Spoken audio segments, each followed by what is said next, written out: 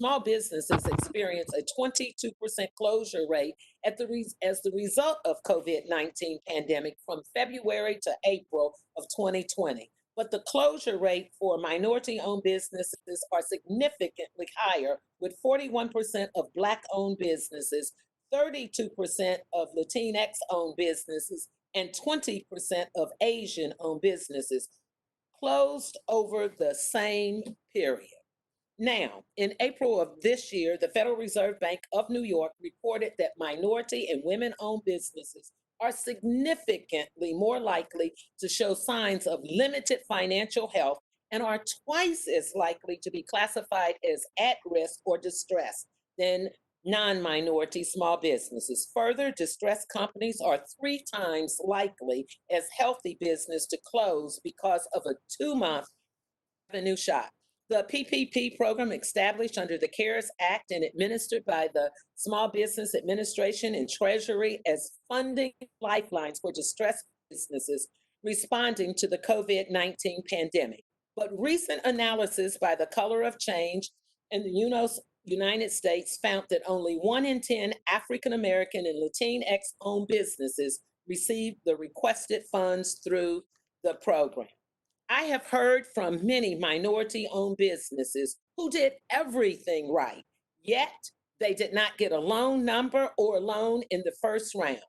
Many minority businesses shared that the Enhancement Act was not adequately designed to enhance or assist small businesses. Thanks to the partnership of the Financial Services Chairwoman Maxine Waters and Small Business Chair Nydia Velasquez, adjustments were made in the second round of funding.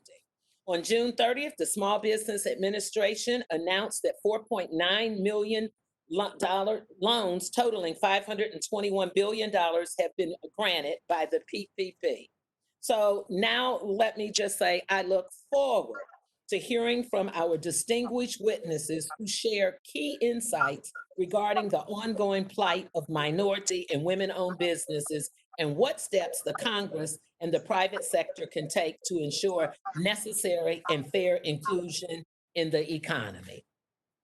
The chair now recognizes the ranking member, my good friend, colleague, and someone who I'm delighted to see, although it's on Zoom today, ranking member Congresswoman Ann Wagner.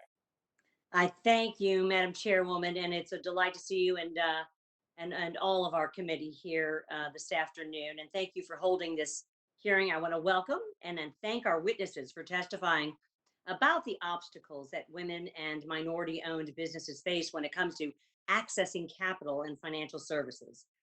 When this pandemic began and businesses were forced to close their doors in order to prevent the spread of the coronavirus, Congress took swift action to stabilize the economy, keep Americans employed, and businesses from closing, and give our healthcare workers the resources that they need to combat the disease. Those actions included providing regulatory relief to lenders and access to emergency programs through the Federal Reserve and the Small Business Administration. I want to highlight a few specific solutions that Congress has provided during this pandemic to ensure U.S. businesses continue to have access to the relief they need. We've lowered the community bank leverage ratio to give community banks the ability to continue lending as cash deposits have increased. We've given flexibility to banks that would have been required to comply with the current expected credit loss or CECL accounting standards that would have locked up billions of dollars for financial institutions and hindered their ability to lend to those who need assistance the most. Finally, we authorized some $660 billion in forgivable loans under the Paycheck Protection Program, which has supported more than 51 million American jobs and over 80% of all small business employees. The program included a set-aside amount of $10 billion for community financial institutions. When it comes to ensuring that women and minority-owned businesses can access PPP loans and other funding, I'm glad to see that some lenders have taken the initiative.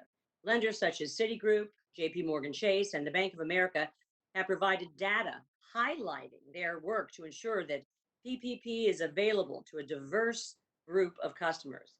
For example, JP Morgan set up a new program to focus on underserved entrepreneurs, and the Bank of America is conducting extensive outreach to small business clients in low and moderate income neighborhoods to raise awareness about PPP and other loan facilities. But it is not just our nation's biggest banks that are helping those in need. Let me tell you about what happened in St. Louis last month with a banker from Midwest Bank Center. He was getting his hair cut when he overheard that the African American woman barbershop owner had taken out a $5,000 payday loan to pay bills. The banker offered to assist her in applying for PPP loans. That interaction eventually led, most importantly, to the bank signing a deal with the National Minority Supplier Development Council, a group which helps minority owned businesses access PPP loans. I commend these professionals for their outreach, and I urge other firms in the industry to follow suit if they have not done so already. I've also introduced the Calculate PPP Forgiveness Act with my friend and colleague from Missouri, Congressman Lacey Clay, which instructs SBA and Treasury to create or certify a loan forgiveness calculator to resolve confusion between lenders and small businesses over what costs should be calculated and help small businesses populate their forgiveness forms. This bill has the support of the U.S. Black Chambers, Heartland St. Louis Black Chamber of Commerce, the NFIB, ICBA, the Missouri Bankers Association, and so many, many others. It is especially important for businesses that don't have the resources to hire outside consultants to help them with the forgiveness process. While this hearing is about access to the capital during the pandemic, this subcommittee must also focus on permanent regulatory reforms to lift and strengthen minority and women owned businesses beyond the pandemic. These businesses benefit when we cut unnecessary costs and expand opportunities for investors to put their money to work. I thank you, Madam Chairwoman, and I yield back. Thank you. The chair now recognizes the chair of the full committee, Chairwoman Maxine Waters. It is indeed an honor for me to introduce someone who really needs no introduction. She is an advocate for the people, and as we talk about the PPP plan today and other financial service issues, please know that her fingerprint, her footprints are all over it, and she has been recognized for her great leadership. No further words. Chairwoman Maxine Waters from the great state of California. I recognize you for 1 minute or as much time as you might take. Oh my goodness. Well, I want to thank you so much, Chair Beatty, for all of the work that you're doing to really get the whole discussion of inclusion and diversity in the national eyesight. You're doing a wonderful job, and I thank you for convening this important hearing on the struggles that women and minority-owned businesses face accessing capital. Before COVID-19 crisis began, as you have said, minority and women-owned businesses had serious challenges in accessing capital. For example, 2018 data showed that minority business owners were less likely to be approved for loans or were approved for lower loan amounts and higher interest rates than their white counterparts.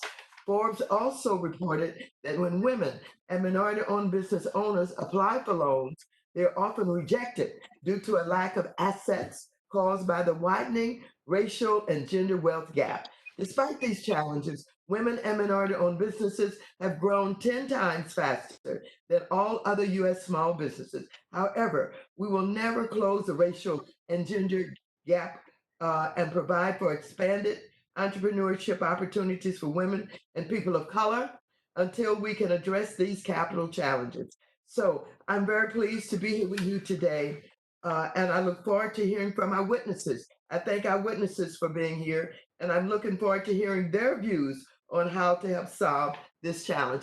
Thank you, Chairwoman Beatty, and I yield back the balance of my time.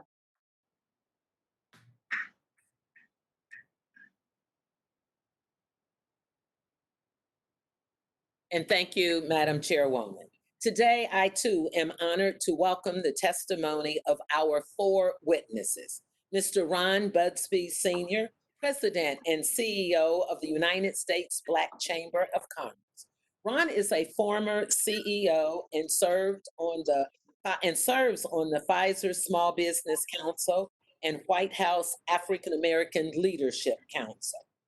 Our next witness is Carmen Castillo, Chairwoman of the Board of Directors of the United States Hispanic Chamber of Commerce. Carmen is also the President and CEO of SDI International Corp., which she founded in 1992. Our third witness is Kerrigan, President and CEO of the Small Business and Entrepreneurship Council.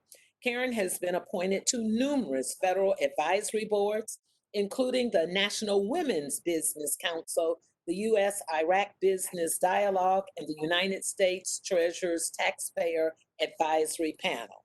Our final witness is Jenell Ross, President of Bob Ross Automotive Group. She is the only second-generation African-American woman dealer in the country.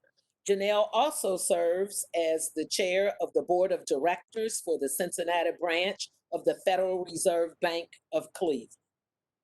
Witnesses, you are reminded that your oral testimony will be limited to 5 minutes. A chime will go off at the end of your time, and I ask that you respect the members' and other witnesses' time by wrapping up your oral testimony. Without objection, your written statement will be made part of the record.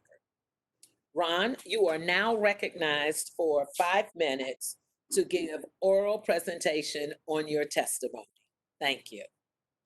Thank you, Chairwoman Beatty, Ranking Member Wagner, and Chairwoman Maxine Waters, and distinguished members of the subcommittee for the opportunity to share testimony with you today. Again, my name is Ron Busby, and I serve as the President and CEO of the U.S. Black Chambers Incorporated, the nation's leading voice for Black businesses across the country. We represent 145 chambers in 42 states with a membership base of over 332,000 Black-owned businesses, founded on our 5 pillars, which are advocacy, access to capital, contracting opportunities, entrepreneurial training, and chamber development. The U.S. Black Chamber, better known as the USBC, for the past decade has been providing committed visionary leadership and advocacy in the realization of economic empowerment. Through the creation and resources of initiatives, we support African American chambers of commerce and business organizations in their work of developing and growing Black businesses. Clearly, minority and women-owned business enterprises, MWBEs, are critical components of the nation's vast economy. These firms collectively provide upwards of $1 trillion in annual receipts and contribute nearly 9 million jobs to the country's labor market. MWBEs have been cited as the fastest growing segment of businesses, in results creating 40% of America's new jobs in recent decades.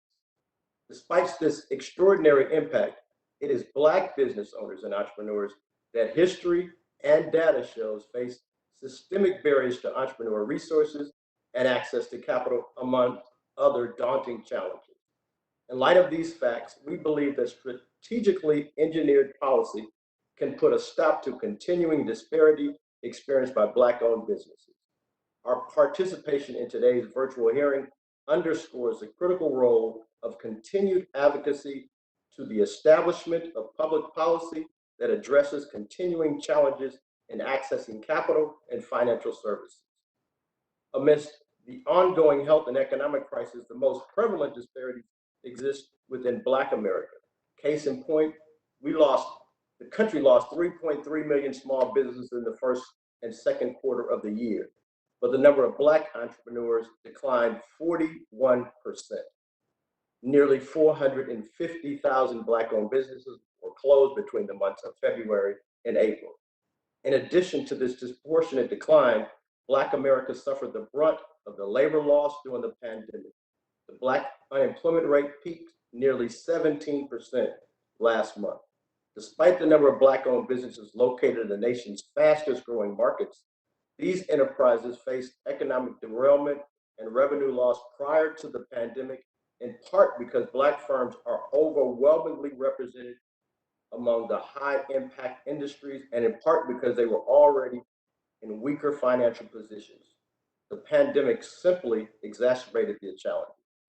Even though congressional action resulted in nearly $700 billion in relief aid to small businesses through the Payroll Protection Program, this week's SBA and Treasury records show that the case of structural discrimination against Black business owners remains prevalent. In the program's more than 650,000 PPP loans made above $150,000, only 143 Black firms received a loan of that size.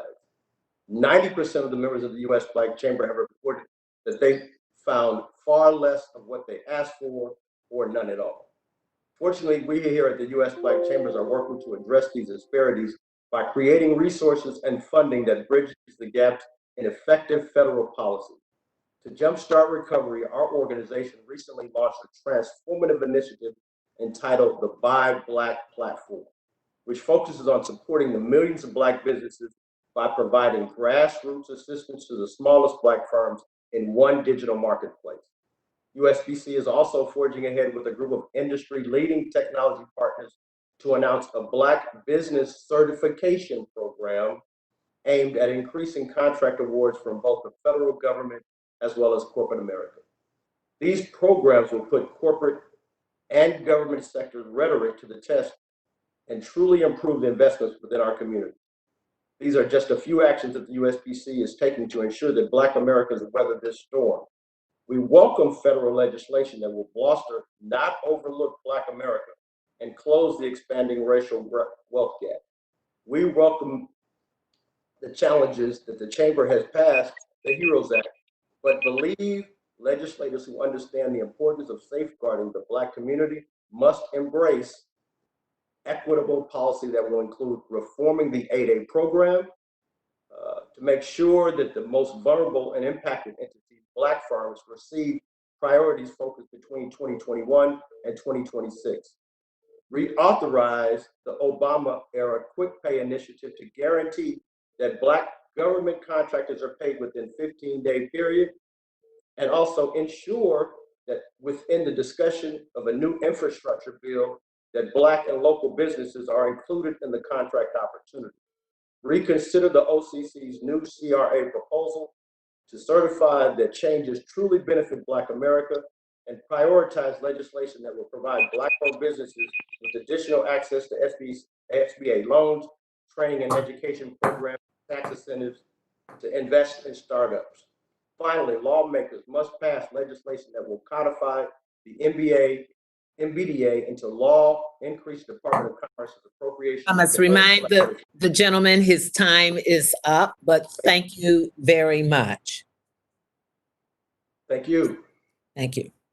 I now recognize Carmen. I recognize you for 5 minutes to give oral presentation on your testimony.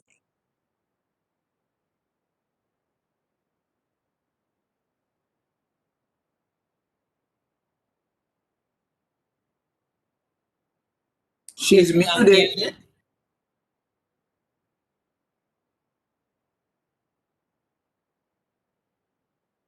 Can you hear me?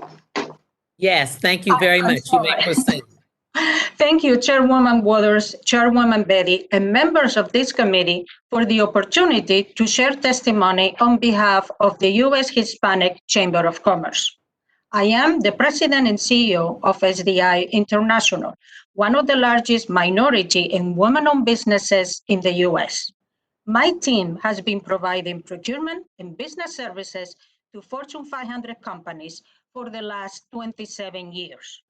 I am a Hispanic immigrant and an advocate for women and minority-owned businesses. Today, I'm honored to represent the U.S. Hispanic Chamber of Commerce as the chairwoman of the board of directors. The UHCC is America's largest Hispanic business organization.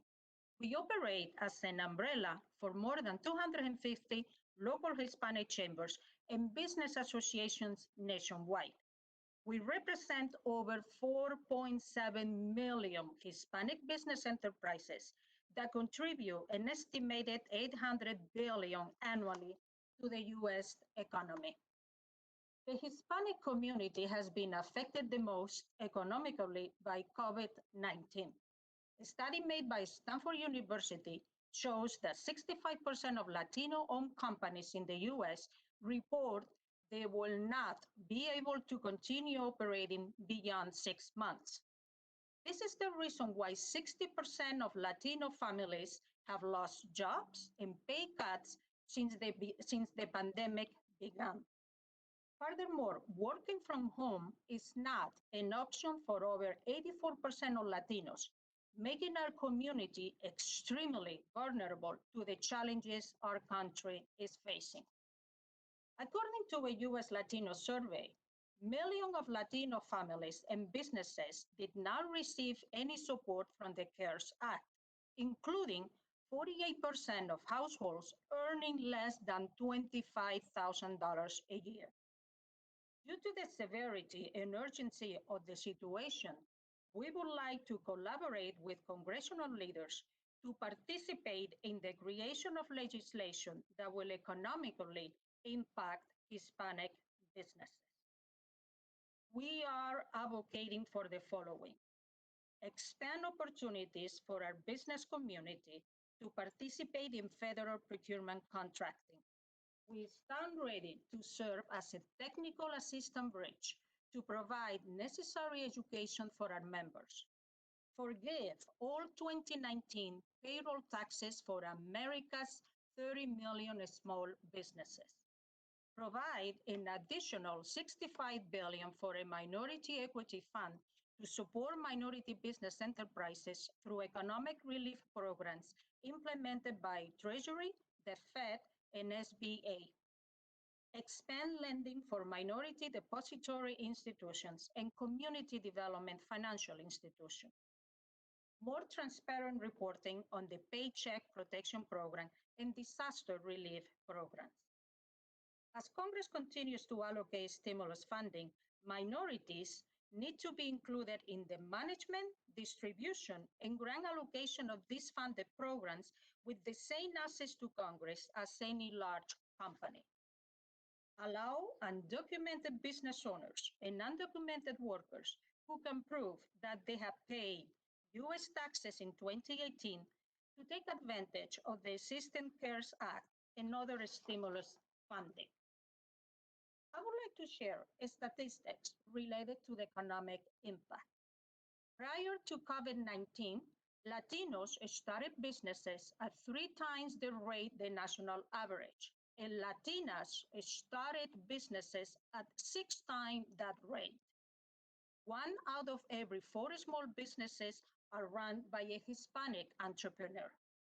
60 million of Hispanic Americans account for 2.3 trillion of the U.S. economic activity.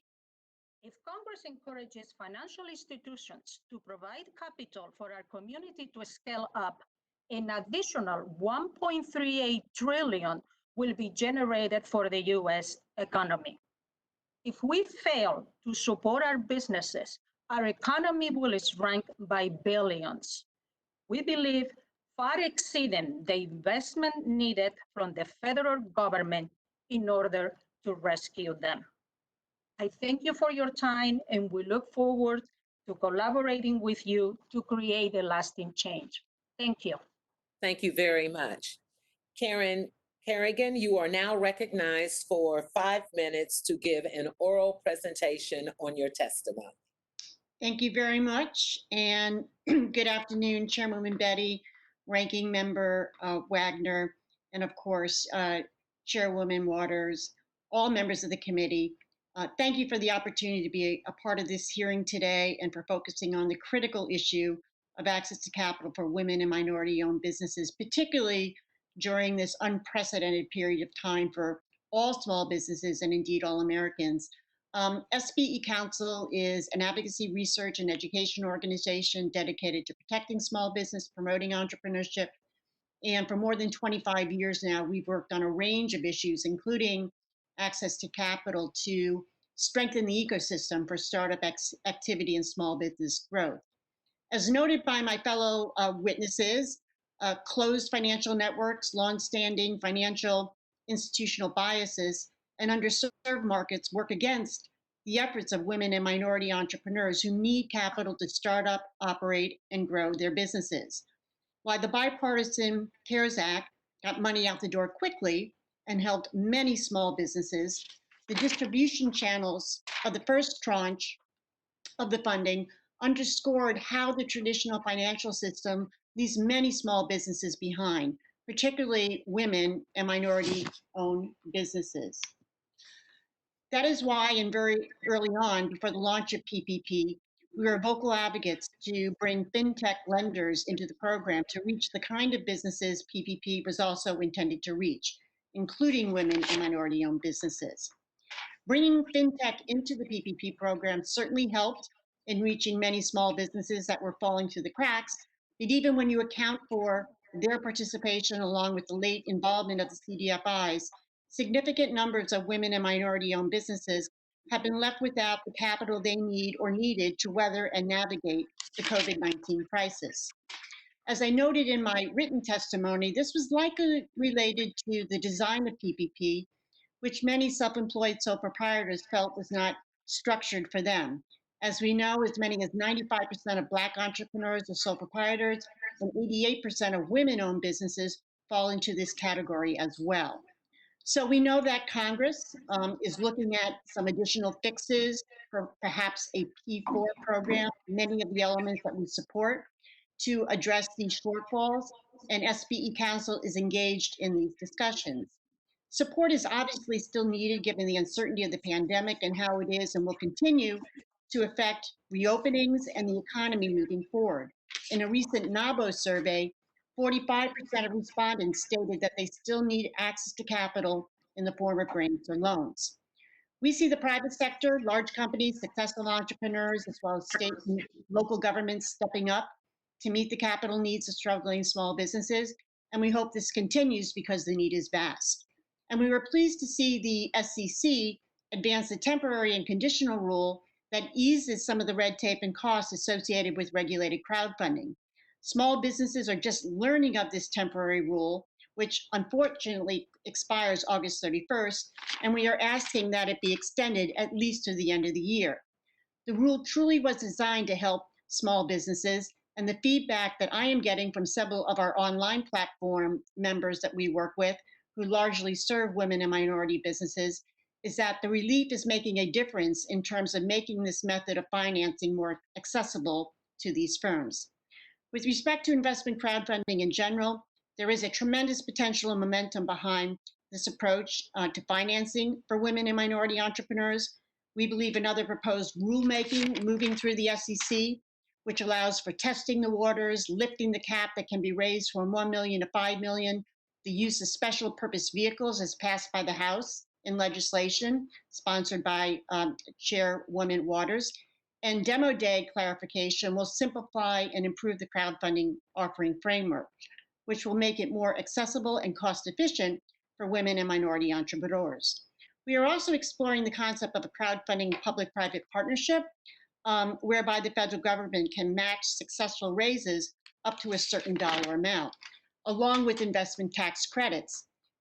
They do this in the UK, and it has been very successful in that country. At the end of the day, there is an extraordinary amount of private capital out there, and SBE Council is very committed to policy innovations and incentive that unleash that capital and get it into the hands of women and minority-owned businesses. There's a lot of work to do, and I look forward to our discussion today. Thank you very much. Thank you so much for your testimony. And now, Jenell Ross, you are recognized for 5 minutes to give an oral presentation of your testimony. And first, let me say, I would also like to congratulate you on the 23rd anniversary of you leading Bob Ross Automotive Group. Thank you, Chair Beatty, and thank you, Chair Waters and members of the committee for the opportunity to share my story with you today. My name is Jenell Ross, and I am the president of the Bob Ross Auto Group in Centerville, Ohio. And I am the only Mercedes-Benz and Buick GMC dealerships owned by an African-American woman in the U.S. My father, Robert P. Ross Sr., was selected to be in the first class of the General Motors Minority Dealer Development Academy in 1972. My father was the first in his class to purchase a dealership and was the only one when he passed away to still be in business. My father became the first African-American automobile dealer in the state of Indiana, Ohio, Kentucky, and West Virginia, along with being the first African-American international harvester dealer in the U.S. in 1974. In 1979, my father purchased a Buick and Mercedes-Benz dealership in Centerville, Ohio, and he became the first African-American Mercedes-Benz dealer in the world. In 1997, my mother, Norma J. Ross, assumed command of the dealerships after my dad's untimely death. At 27 years old, I was thrust into running the day-to-day operations as vice president and dealer principal. Imagine walking into an automobile dealership meeting as the only sometimes female and/or person of color in the room that didn't work for the manufacturer or the travel company that set up the meeting. I became president of the Bob Ross Auto Group in 2010 as the result of my mother's passing. It's been 23 years this week that I've led our organization, and I hate to say that the diversification of the automobile dealer body is no better than when I started. According to the National Association of Minority Automobile Dealers, NAMAD, at the end of 2019, there were a total of 1,243 ethnic minority automobile dealerships in the United States out of 19,000. The breakdown is as follows: African American, 265, Hispanic, 585, Asian, 283, and Native American, 110. Ethnic minority women represent 72 of the 1,076 women-owned automobile dealerships. Only 4 of these women are African American: Gail Martin, Juanita Barranco, Elena Fairhurst, and myself. Since the initial launch of PPP and EIDL programs, several financial institutions explained to many small businesses that they were excluded from gaining access to these financial opportunities because of the Know Your Customer rule, even if the business had a banking relationship without having a credit lending history with them. NAMAD states PPP left over 60% of the minority auto dealer body without bank approvals and/or were told to seek another financial institution to apply for funding in the first round. Historically, access to capital has been the leading concern of women and minority-owned businesses to survive, and during this pandemic, it has been no different. Even though the Bob Ross Auto Group has a very strong relationship with our financial institution, I too faced obstacles when applying for the PPP loan. After several days of waiting for proper information to submit our application, I too was instructed to go elsewhere. Fortunately, I was able to approach another financial institution, and in a matter of 48 hours, I was given approval. I, unlike many women and minority-owned businesses, had the reserves and the safety net to financial relationships to fall back on. Despite these preparations and adjustments of our business operations during the pandemic, we are continuing to invest thousands of dollars to ensure the safety of our employees, clients, and facilities. I still feel a heightened sense of uncertainty, much like other women and minority-owned businesses, of not knowing if we will be able to survive in the short term. In the end, the PPP program has allowed small businesses to keep our doors open, helped reduce the amount of employee layoffs and business closures. The majority of all ethnic minority auto dealers are located in rural areas, who provide a significant amount of resources and financial support to local businesses, civic, and community-based organizations. NAMAD's concern is once these funds run out, will these small businesses be forced to lay off employees once again who had to get rehired to participate in the PPP program? As women and minority-owned companies continue to pivot their operations during the pandemic and navigate new normal, it's imperative to utilize multiple resources to help drive their sustainability and growth. Being certified through WeBank and NMSDC allows business owners to develop relationships with corporations and businesses who value diversity and inclusion and are looking to partner with like-minded companies. We have been awarded many contracts from the state of Ohio minority set-aside bid regarding their vehicle needs. We continue to work with our regional partners and to help grow our business and yield success of winning bids to add revenue to our operation. At the end of the day, without access to capital, a sound financial relationship, and education, the wealth gap for women and minority-owned businesses will continue to widen. Thank you. Again, thank you to all of the witnesses for your testimony. I recognize myself for 5 minutes for questions. Recently, the Federal Reserve Bank of New York found that approximately 60% of minority and women-owned businesses are considered at risk or distress. We also read that many of them use their personal funds. Our committee has held hearings to examine the cause and impact of racial wealth disparities. To our two chamber leaders of the African American Chamber and the Hispanic Chamber, how does the racial wealth gap impact access to emergency funding for minority-owned businesses during periods of financial challenges as we're going through now with COVID-19? So that will be to the two of you. And then Ms. Ross, do you believe the racial wealth gap impedes the success of minority and women-owned businesses? So I will start with you, Ron Busby, and I'll then go to you, Ms. Castillo. Thank you for the question, and thank you again for allowing us to give our testimony. That is a great question, and as we talk to our business members across the country, the number one concern that they all have Could you is— speak up a little bit, Mr. Busby? Yep. Thank you again for allowing us to have this testimony. As we talk to our members across the country, the number one concern that they all have is access to capital. There was a survey that was done that said that the average Black family had roughly $400 in savings for an unexpected emergency. Those same homeowners, and many of them are now business owners. And so you are placing the burden of having excess capital to get them through tough times with very limited resources collectively. The second thing, the access to capital, the cost of that capital is extremely expensive. The average African American is paying twice the rate of our white peers, and only about 33% of our businesses actually had a line of credit. So when we were I'm going to have to interrupt you to go to the other two because I only have a few minutes left. So I'll go to the next witness. Thank you. Ms. Castillo. I'll go to you, Ms. Ross, because my time is ticking down. So, Ms. Ross? Yes, can you repeat the question, Chair Beatty? Yes. Do you believe that the racial wealth gap impedes the success of minority and women-owned businesses? You know, it comes all back to education, and if without the opportunities to educate minority and women-owned businesses, it does put us at a hindrance in terms of continuing to move forward. And if we have the opportunities, we've definitely shown that we deserve to be at the table and be in the room. But without those opportunities, and for people not thinking that we should be, then that continues to create the problems that we have. Thank you. To all of the witnesses, and we'll go with you, Ms. Carrington, and then go backwards. I'm very proud that all of you talked about disparities and the challenges, and I was really pleased to hear you all mention the small businesses, the gigs, the 1099, et cetera. Early on, I went to the House floor and advocated for those, and I would like to believe it had an impact on our second round of funding.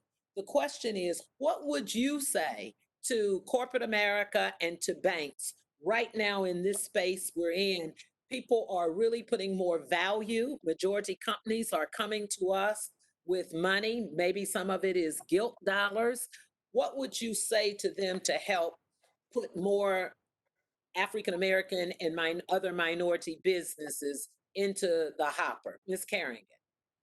Well, I would say to, put your money where your mouth is generally, and to really make a concerted effort to outreach to this community and to look at, the process by which you're outreaching and any type of the systems, the application process, whatever that you may have for accessing capital, potential loans, potential dollars, and to simplify it as much as possible, right? So one size does not fit all, and you really have to meet the needs of these entrepreneurs where they are, and a lot has to be simplified and understanding, that they are not all the same businesses. Okay, we'll try you again, Carmen, if you're unmuted. Is there anything in 10 seconds you'd like to add? Yeah, pretty much. I totally agree with Karen. In our community, only 3.7 billion PPP went to our community, and the average loan was about $54,000. So I Thank would you. just put, thank you. Thank you. I like that. I'm gonna end with put your money where your mouth is. Don't worry to the other witnesses. We will have plenty of other questions coming from my colleagues. At this time, I would like to now recognize the distinguished ranking member for 5 minutes of questions. Congresswoman Wagner. Thank you, Madam Chairwoman. Ms. Kerrigan, in your work with entrepreneurs and startups, what sort of regulatory barriers, you touched on this briefly, have you experienced that have made it difficult to access capital and financial services? Well, I mean, the biggest barrier right now is actually getting to, if you're talking about investment capital, is actually accessing and getting access to the investors, right? But when you're talking about, a lot of them have looked at equity and debt-based crowdfunding, and they see it has great potential. Two things I think that are holding them back. One is some of the red tape and a lot of the burden in terms of the first forms, filling it out, what comes next. And another piece of that, which I found very interesting, and we're learning more about this, is this temporary rule relief that the SEC did. You know, most of these businesses are looking for debt financing. And so the crowdfunding rules are treating all businesses the same, one size fits all. And I think we have to look at this a little differently and say, well, gee, does the information that the SEC needs or the intermediaries have to collect, does it have to be as intense as, say, an equity raise versus a debt raise? And can we look at the structures and say, do they need to be a corporate structure in order to access debt finances as they do right now? Or can they be, you know, an LLC, or can they be sort of a sole proprietor because we know they can get bank loans? So, um, but right now, obviously, uh, Congresswoman, the climate is so different than it was pre-COVID-19. So, and I don't know if you're talking about with the PPP loan or Main Street lending, but Ms. Kerrigan, Ms. Kerrigan, if I could interrupt you, your testimony, you mentioned the idea of creating a public-private partnership fund, and I'm very interested in learning more about this co-investment model and how it could provide increased access to capital for women and minority-owned businesses. Could you go into a further detail about this fund?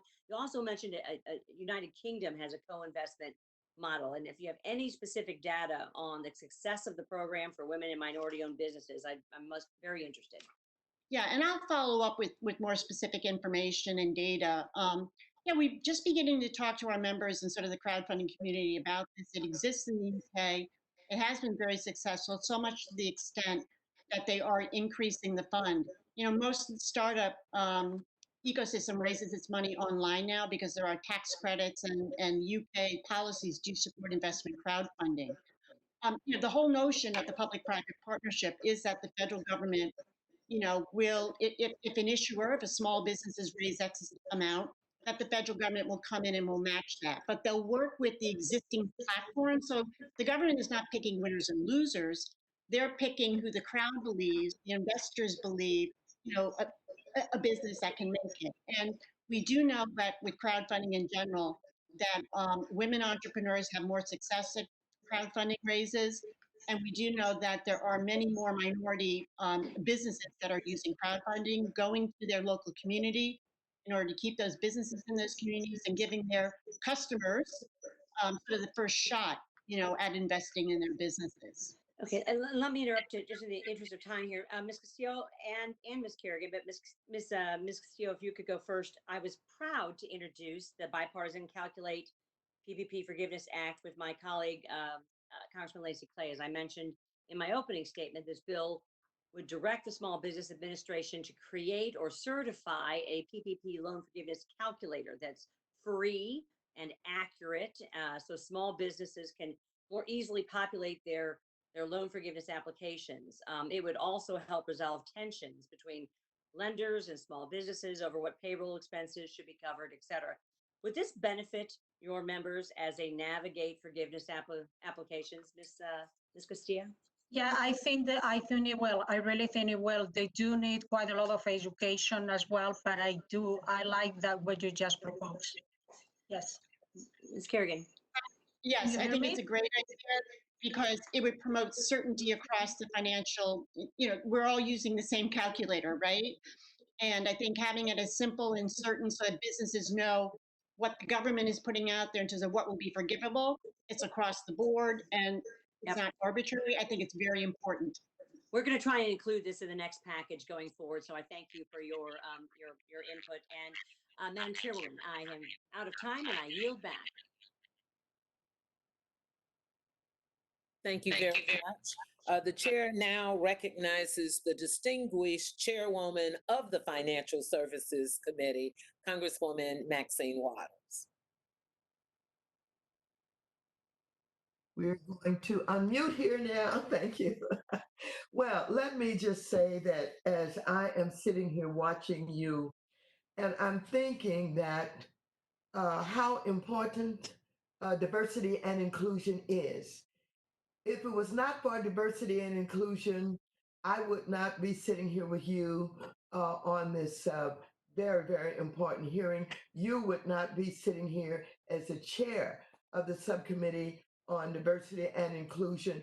And we would not have been here at a time when we have COVID-19, where we were able to exercise some power in order to do everything that we could to try and get resources out, liquidity into the agencies that should have the kind of resources that they could make the loans. So I'm very appreciative for your work, and you were primed for this this task based on your work with AMWI and the way that you came to this Congress, indicating your support for opening up opportunity. Now, we have been confronted with COVID-19 and PPP. And, we learned an awful lot that we had not expected. First of all, I want to thank those banks that participated and did it the right way. But I want to tell you, some of the biggest banks in America literally opened up portals for their concierge clients early. And they spent millions of dollars, maybe billions of dollars, funding those concierge clients, their big private clients. And somehow, in the legislation for the CARES Act, it had opened up the opportunity for SBA loans that were normally for those businesses 500 and under to now be spread out to restaurants and hotels, et cetera, who had many locations and franchises, et cetera, and they were able to get millions of dollars. That was not intended. And so we know about that. We've learned an awful lot about that, and we have to shut that down so that that will not continue to favor the high private clients of banks.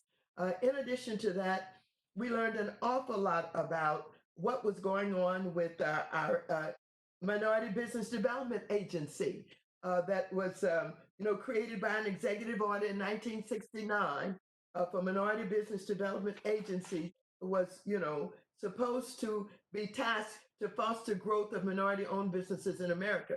But it's at the whim of presidents and secretaries of commerce because it's not in law. And so I heard you when you talked about that, Mr. Busby. We're going to take care of that because we want every opportunity for our small businesses and our minority businesses, our women-owned businesses to have access to capital, or we won't survive. I heard you when you talked about the 8A Set-Aside program. That was a very successful program. Minorities that got involved with it did well, but guess what? They got shut down because you did too good. After you reached a certain level, they excluded you from the program. We've got to open up 8A Set-Aside all over again. I convened a lot of our CDFIs who did not have access to capital and learned that they were operating all at such different levels. For example, you have some that had no liquidity. They were dealing with some joint venture type opportunities. We had some with, just a small amount of resources that were begging for more. But that is under the Treasury Secretary, who has the opportunity to fund through that CDFI fund. And we're going to increase that and open up more opportunities for CDFIs. Also, we've been working for a long time with MDIs, and it is very important for you to know that because of Ms. Velasquez and myself, we were able to get that $60 billion and target it so that 10 billion of it went right to the MDIs and to the CDFIs and to our credit unions and community banks.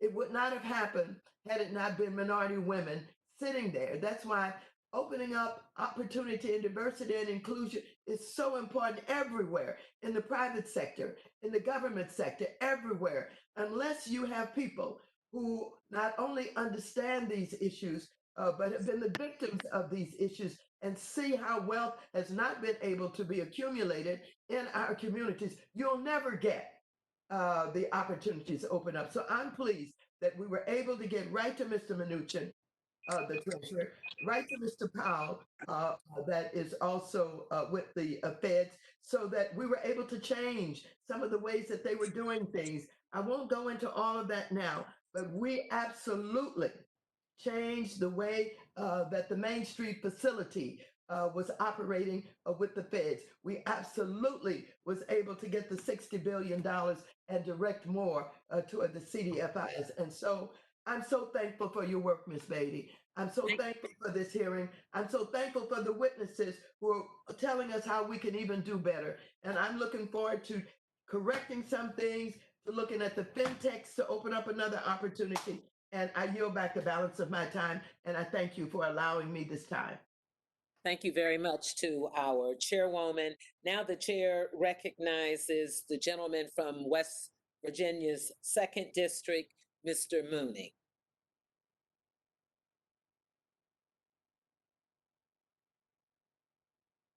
Mr. Mooney, are you unmuted?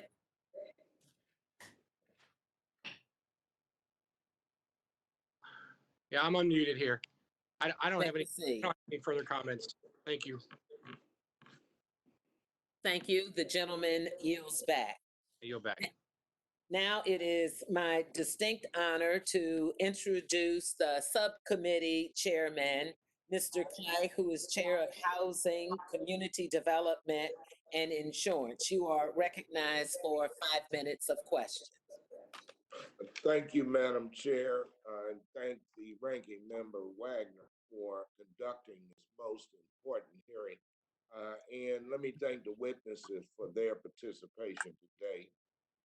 The racial and gender wealth gap has been a persistent challenge for this country and has increased over the past 50 years and limits the ability of would-be women and minority entrepreneurs from starting new businesses. And according to a racial wealth gap analysis by McKinsey and Company, African American and Latino families have approximately 1/10 the wealth of white families. Startup businesses need capital. Unfortunately, minorities are not as likely to have access to generational wealth and personal assets as a funding source for new business formation as a result of the wealth. So my question is to Ms. Castillo and Mr. Busby. What have your members shared about how the lack of familial wealth affects the startup of minority-owned businesses? We'll start with Ms. Castillo. Well, in my community, as you know, I think they are the most affected. When every time they go to a bank, just because we're Latin, they were already, it's like, it's like, that's it, and not, they don't have the same facilities, they don't have the same advantages that in non-white. When I started my business, my business, it took me quite a while to get a loan, and I just I don't know what to say. Hello.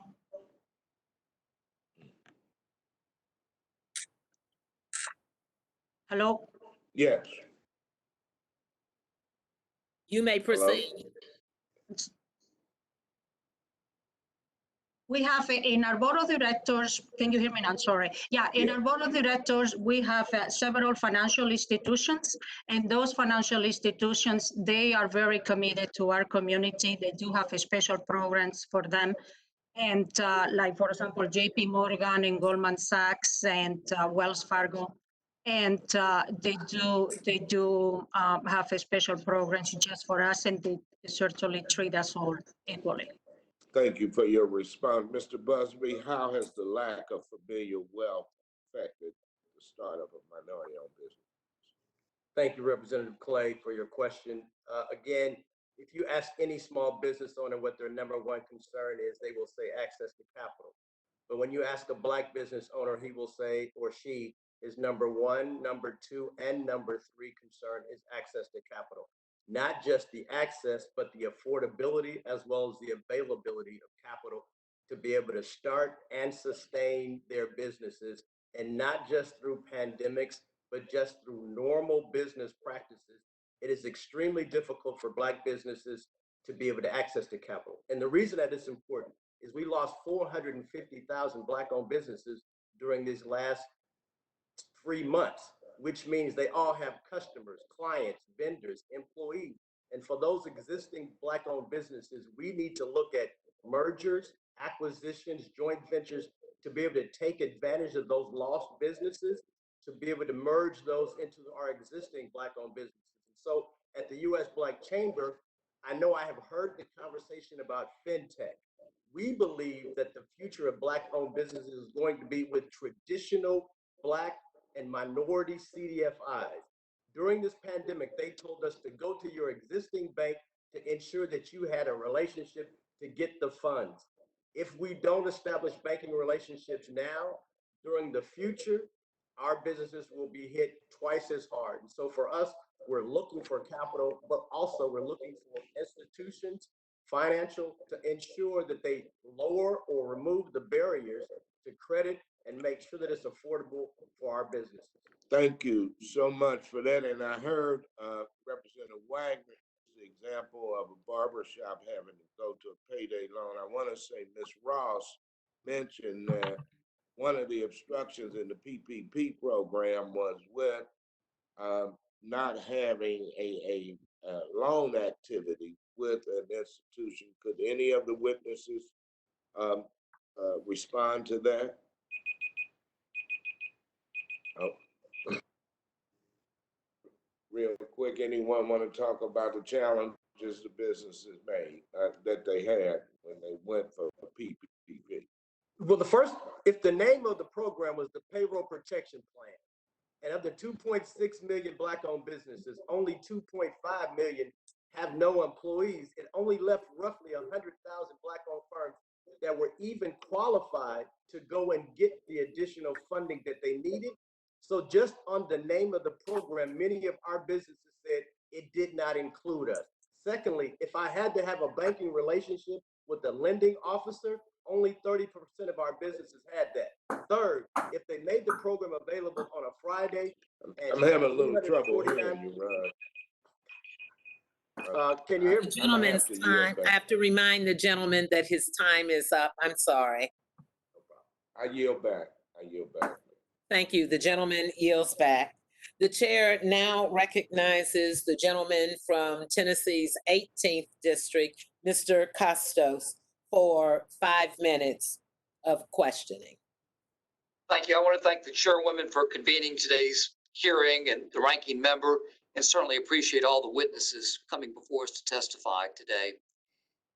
Ms. Kerrigan, if I could, last I checked, there's around $130 billion left in the Paycheck Protection Program. Of course, we know that as of now, it goes through August the 8th. Last week, we had testifying before our committee, Treasury Secretary Mnuchin and the Fed Chairman Jerome Powell.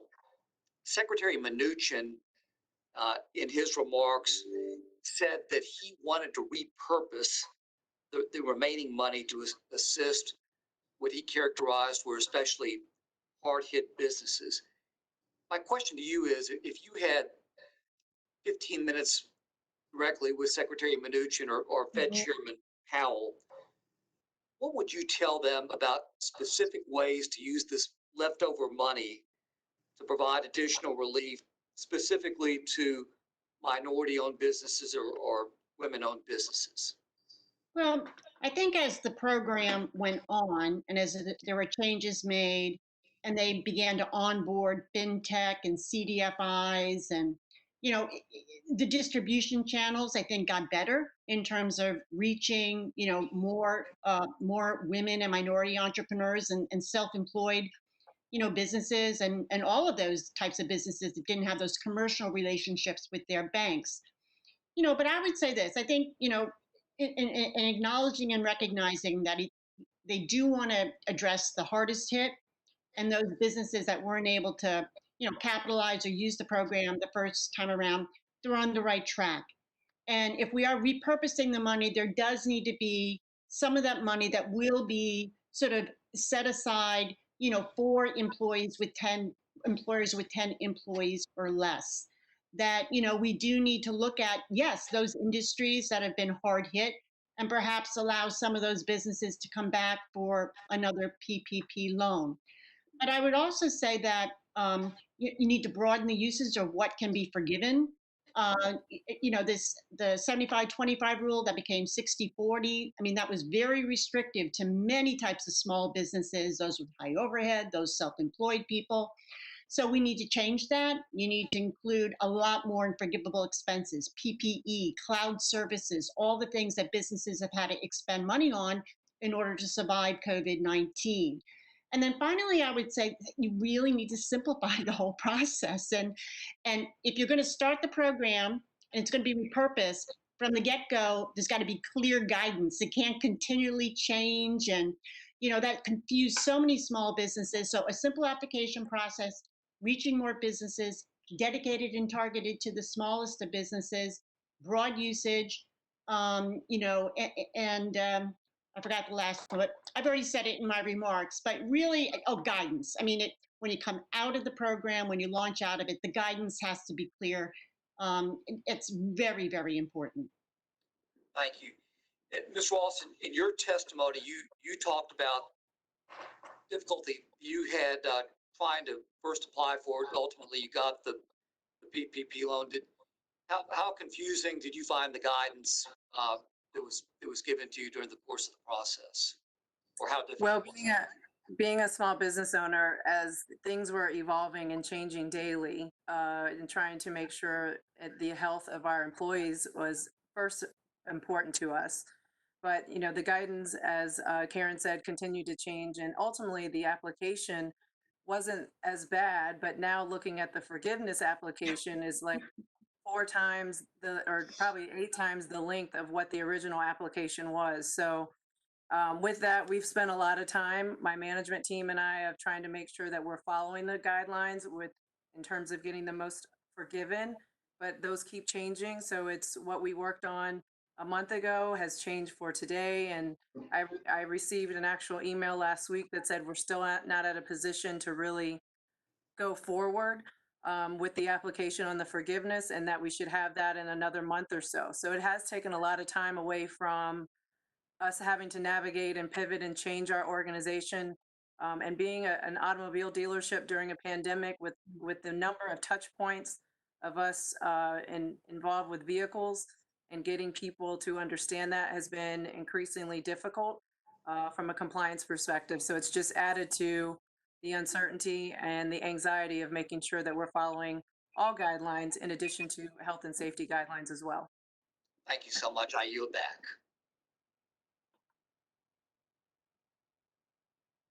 Thank you. The gentleman yields back. The chair now recognizes the gentleman from Texas 9th District, the chair of the Oversight and Investigation Committee. Mr. Green, you are now recognized for 5 minutes for questions. Thank you very much, Madam Chair. I'd like to associate myself with your initial comments. I also would like to thank the chair of the full committee. It's an honor to serve under her leadership. And I especially associate myself with the comments that she made with reference to the Minority Business Development Administration Act. something that I will be working with her on. I think a little bit of history is appropriate. In 1979, under a Republican administration, Richard Nixon, by way of Executive Order 11458, the Advisory Council for Minority Business Enterprise was created. And then under a Democratic administration, President Carter, 1979, the Office of Minority Business Enterprise became the Minority Business Development Agency. I'm mentioning both of these administrations because it seems to me that what the chairwoman has proposed, and I'm having the honor of working with her on, is something that should appeal across party lines to both Democrats and Republicans. Because, in fact, what this agency will do, if established as an independent agency as opposed to an extension or arm of another part of the government, if it is an independent agency, it will provide bootstraps in the form of grants. Many of our small businesses were not able to take advantage of the PPA because they were not prepared with the technical assistance necessary to apply for these loans. They just didn't get in line fast enough. And those who had lawyers and accountants and CPAs, they were in line and ready to go from day one. As a matter of fact, truth be told, they were ready before day one. They were waiting for day one to arrive. And upon the arrival of day one, all that was done was hit send, and your application was in for all practical purposes.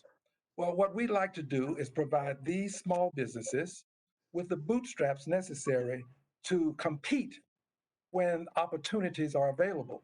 It's a wonderful thing to know that opportunities are available, but it's an even better thing to be able to take advantage of opportunities when they are available. This administration would provide just such an opportunity. It would become a standalone entity, very similar to, but not the same as, the SBA. The SBA does marvelous work. I salute the SBA. This entity would be given a similar opportunity as it relates to providing what I call the bootstraps in the form of grants. So today, let me ask the panelists, understanding what this agency would metamorphose into, is this something that you believe you can support? I'll start with the witnesses with the chambers. Let's start with the Black Chamber first, please. Is this something you can support? Mr. Green, yes, this is Ron Busby with the U.S. Black Chamber. We were the 2016 Advocate of the Year for the Minority Business Development Agency. We believe in their mission. We have seen the results of their ability to receive additional funding in the second round of the stimulus package. And we saw what they were able to do with the funding, and it has made an impact. They have awarded both the U.S. Black Chamber as well as the Hispanic Chamber and other minority business organizations with the resources and the funding that they need, that then turn around and make our businesses have the resources that they need as well as the Let me intercede quickly and ask this of you. You hear people quite frequently talk about pull yourself up by your bootstraps. Are these grants the kind of bootstraps that we need so that our businesses can not only survive but thrive? Yes, and it's not just the capital. It is also the technical assistance that our businesses need. So we need both the resources of funding as well as administrative and technical assistance to not just be able to get the bootstraps, but we need the boots themselves to make sure that we can walk through difficult and uphill battles that we're facing throughout just not this pandemic, but just life. Well said. Let me say well said and move to the other chamber. Would you kindly express your concerns with the Hispanic Chamber? Could you support this legislation?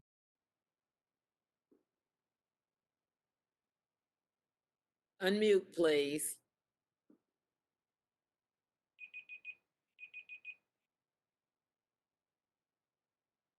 Let's assume that there's some. A very successful relationship with the MBDA agency. We're very happy. We've been working with them for the last 2 years, and we're very, very happy. And yes, we do support your legislation. Thank you, Madam Chair. You have been very generous with the time. I yield back. Thank you so much. The gentleman yields back. Now the chair recognizes the gentleman from Ohio 16th District, Mr. Gonzalez. You have 5 minutes for questions.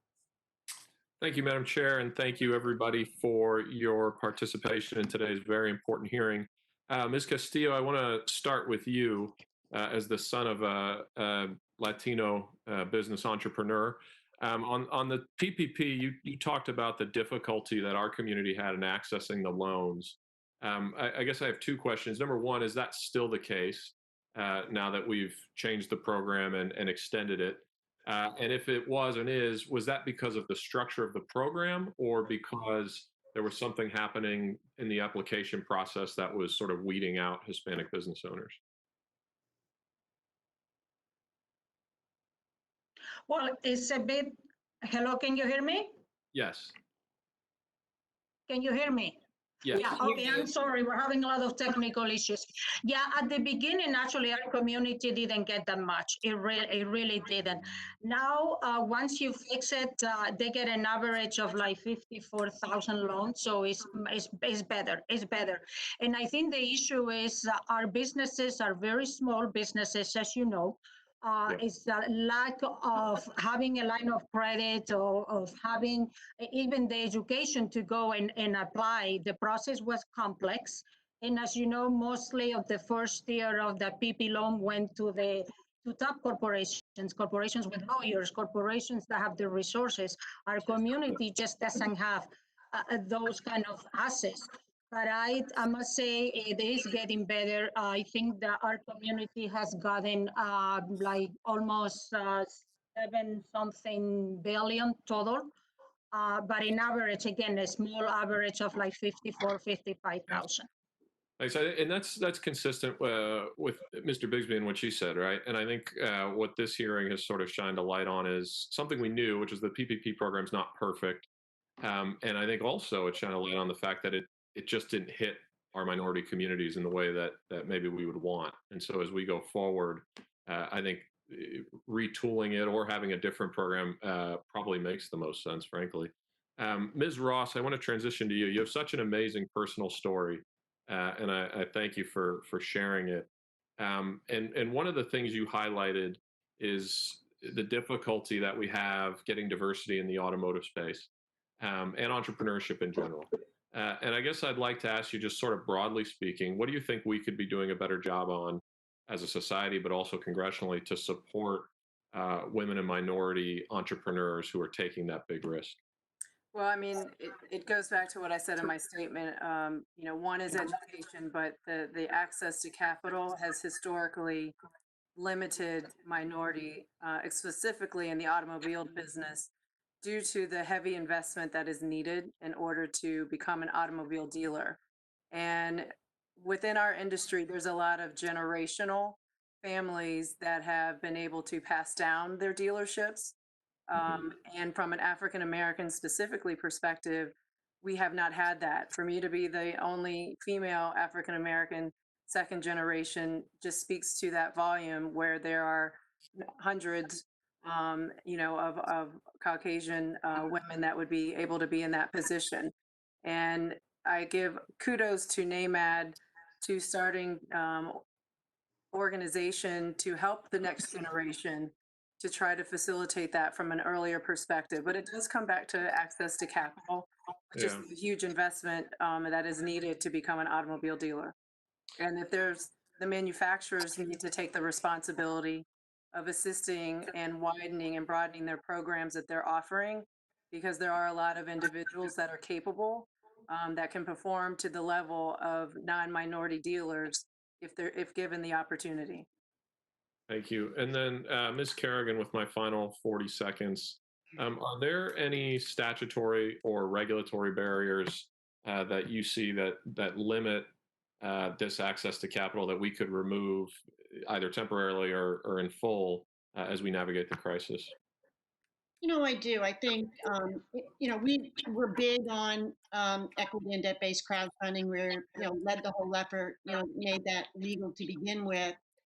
And I just think there's tremendous opportunity for communities to support the businesses in those communities. And thankfully, the SEC is addressing, I think, some of the rulemakings to lower the barriers, but there's more Congress can do as well in terms of lifting the caps, in terms of accredited investors, in making sure that we don't treat debt and equity the same. And I think that's going to have to come through congressional action because most small businesses are looking for debt and not for equity. And again, I think we're at a point where the community wants to support these small businesses, and small businesses definitely have the customers and the families that can support them. So we've got a list of things I can share with you, Congressman, and I thank you for that question. Thank you, and I yield back. Thank you, Madam Chair. Thank you. The chair now recognizes the gentleman from Florida's 5th District, Mr. Lawson. You have 5 minutes for questions. Thank you, Madam Chair, and I would like to also thank the witnesses for appearing here today. I have been working with minority business from the standpoint of being in the insurance business, but also, and I think, Ron, you might know about the publication called the Black Pages. In fact, I've done it in this area for over 30 years. Well, one of the problems that I found, and maybe you can elaborate it on it to a certain extent, is that it was very difficult and has been a very difficult in keeping that publication going for 30 years because we have a hard time in minority businesses to advertise. Not only am I a member of the Black Chamber of Commerce, I'm also a member of the Maine Chamber of Commerce and have served on their board. I'm saying that to say this: when we start having this problem, and sometimes it might be that the chairwoman Maxine might want to respond to it too. I found out that that those businesses, if they were attorneys, consulting firms, and so forth, that seem to be more in the mainstream of everything, they immediately applied for the PPP.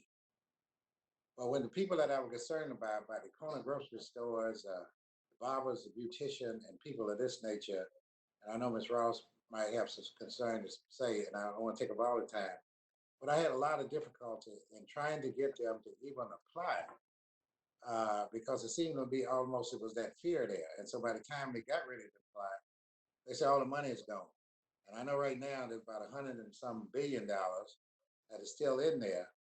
But I want to ask Ron, how do you respond to that as being over the Black Chamber of Commerce? Do you experience some of the same kind of results?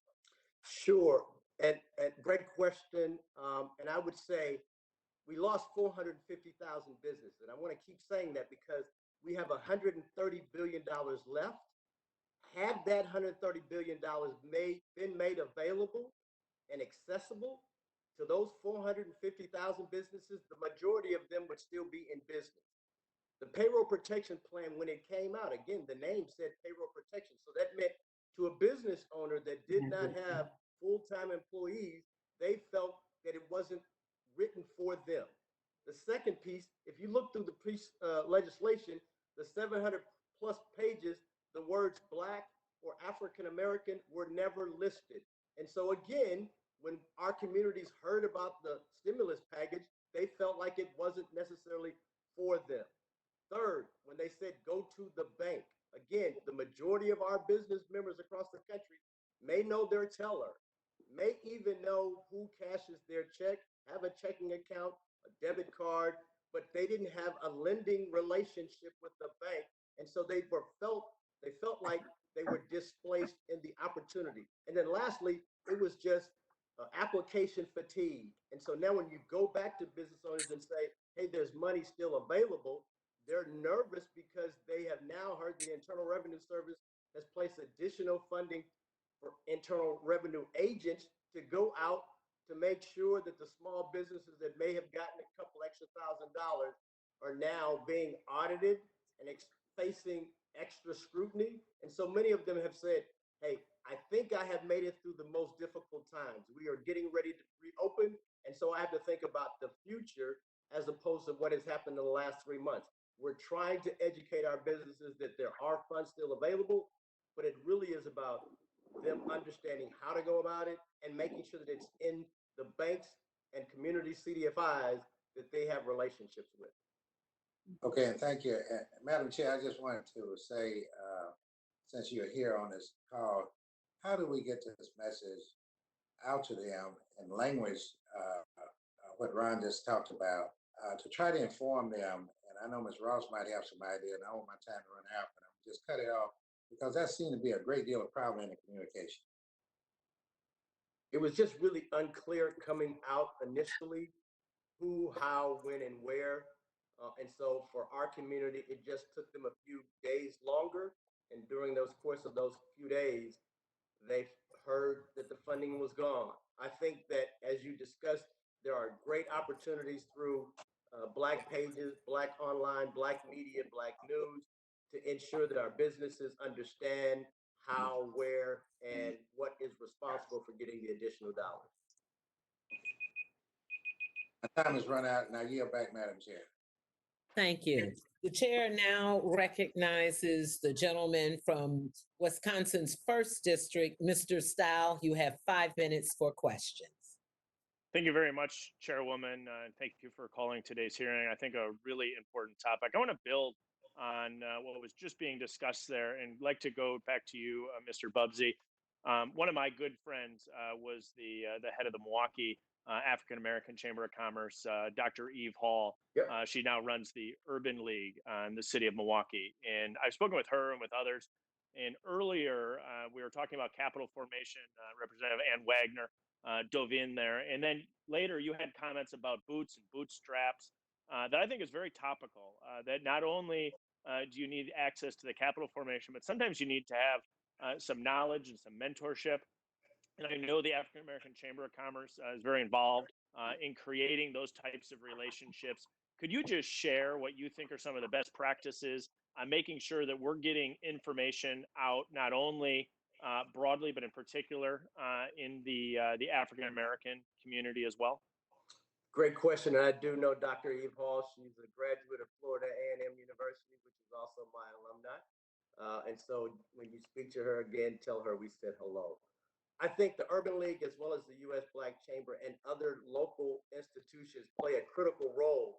We are the voice of Black business here at the U.S. Black Chamber. So we make sure that we try to develop great relationships with our local communities and local business owners.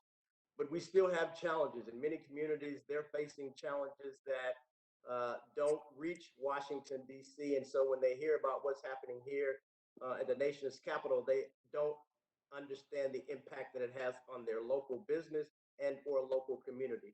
So it's our role through our local chambers to really be the mouthpiece for our local communities here to Washington, as well as from Washington back to our local Black and Latin businesses that we operate across the country. But I think we just have to be transparent. When we were asking for data early on about who was getting the loans, no one was able to share that. When we were yelling from the top of our lungs that we were going to lose 35 to 40% of our Black-owned businesses, no one heard that. And then the data came out that we had actually lost 41%. And now Congress and other folk are saying, wow, we didn't see it coming. It is about having a realistic conversation as opposed to having one that is based on emotion. And so we're saying we need transparency early on, from contracts to loans, as well as opportunities. And then the third piece, I just want to make sure that I get an opportunity to say, when we are talking about government as well as corporate America now saying, hey, we want to do more business with Black-owned businesses, we got to make sure that there is a certification to ensure that these businesses are exact Black-owned. And so that corporate America can actually certify and say that, yes, I'm supporting a Black-owned business, because right now we all fall under the umbrella of minority businesses. And we're not just minority businesses. We're Black businesses, we're Hispanic, Asian, and other. But we're not all Hispanic. And right now, when we're facing a pandemic that has a trifecta on the Black community, we need to be isolated out in reference to our support and as reference to the dollars that are being spent from both corporate America as well as the federal government. Thank you. Thank you very much, and I appreciate your passion on the topic, and thank you for sharing your insight there. I want to shift gears slightly and ask Ms. Kerrigan a question. One of the things I think we've seen during this broader pandemic is the ability of us to leverage in the technology to make sure that we're getting access to people that may not have as easy of a time of getting access to bank loans. And as we're thinking about kind of online notaries and some of the other legislative reforms that we can do, I would ask you to comment on what you see as the role of leveraging some of the financial technology services that are available to make sure that we're getting access to those who may not traditionally have a seat at the table. Oh, it's critical. I think it's so critical, and thankfully, but unfortunately, at the end of the first tranche, of those PPP funds, the fintechs were brought on board, and once they were, I think they made a pretty big difference in terms of these 21 lenders um, that did a significant amount of lending. So, it makes a big difference because they have the automation, they have the AI, they have actually between them all the customer lists where they were able to outreach to them. So yes, we need to have the modern systems. As we like to say, to our business owners and entrepreneurs know this, you have to meet customers where they are. We know they're using social media, they're using cloud services, they're using platforms. This is a platform-based economy. And in fact, the pandemic accelerated the movement, to this platform economy. So that's why fintech and technology is going to become even more important. And so the government does have to recognize that and not be an afterthought. It's got to be done at the beginning, of any program. Thank you very much, Ms. Kerrigan. I appreciate, Chairwoman, you holding today's hearing, and I yield back. Thank you so much. The chair now recognizes the gentlewoman from Massachusetts 7th District. Ms. Presley, you have 5 minutes for questions. Thank you, Chairwoman Beatty and Chairwoman Waters. I do believe that these are old fights, but it seems that we might be on the precipice of ushering in a new moment, and that has everything to do with the vigilance and the leadership of both of you. So thank you for your leadership, and thank you to all of our witnesses for joining us today. While this crisis is unprecedented, the disparities it reveals in our economic system and subsequent federal response are unfortunately very familiar. From the Homestead Act to New Deal programs and the GI Bill, Black Americans have historically been locked out of large-scale government intervention and investment. We must not repeat the exclusionary policies of past federal responses. So what does that mean? That means requiring the disclosure of racial data to better inform our allocation of resources for everything from testing and treatment to small business relief. And I appreciate very much seeing data on who actually received PPP loans, but the data we need is on who didn't receive PPP funding, who was denied and why, and why was it late.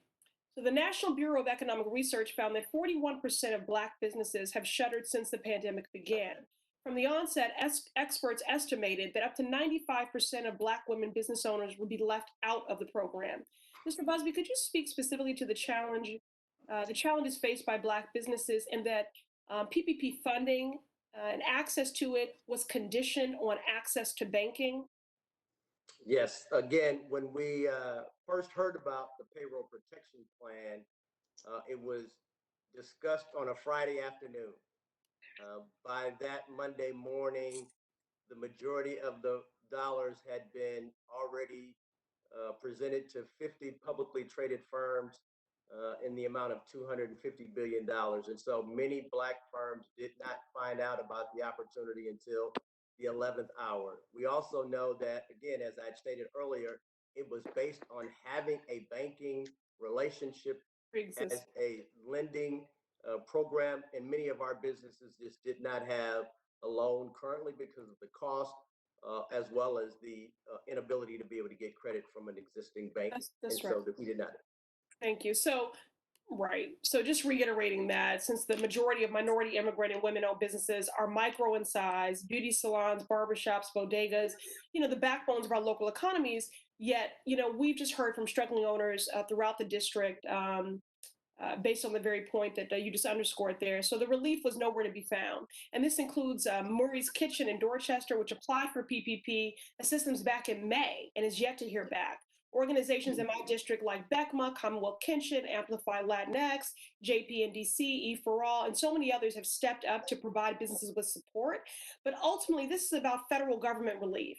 And so, as I said, these are old fights is a new moment. So I hope this new moment is about new action. And so I introduced in partnership with Senator Kamala Harris, the Saving Our Street Act, to provide micro business owners with direct grants, not loans, of up to $250,000. We have to be intentional.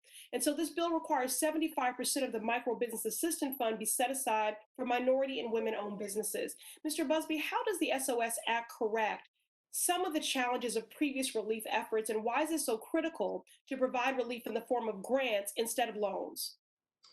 Well, we heard from Black Americans that the United States just wrote nearly a $2 trillion check in response to a stimulus that was needed from a pandemic. Black Americans have been saying we've been facing a pandemic for hundreds of years, and we want to have a conversation, and not necessarily just about reparations, but just about equity. And so as we talk about a stimulus package that is geared towards micro businesses, the U.S. Black Chamber is definitely in favor of that.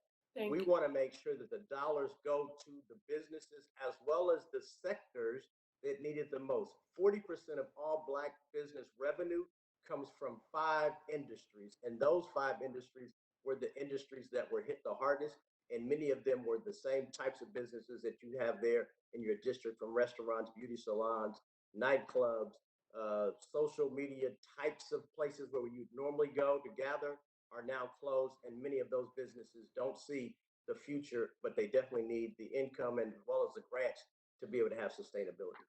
Thank you, Mr. Busby. Again, it's just clear it's not a one-size-fits-all approach. We have to be targeted and very precise.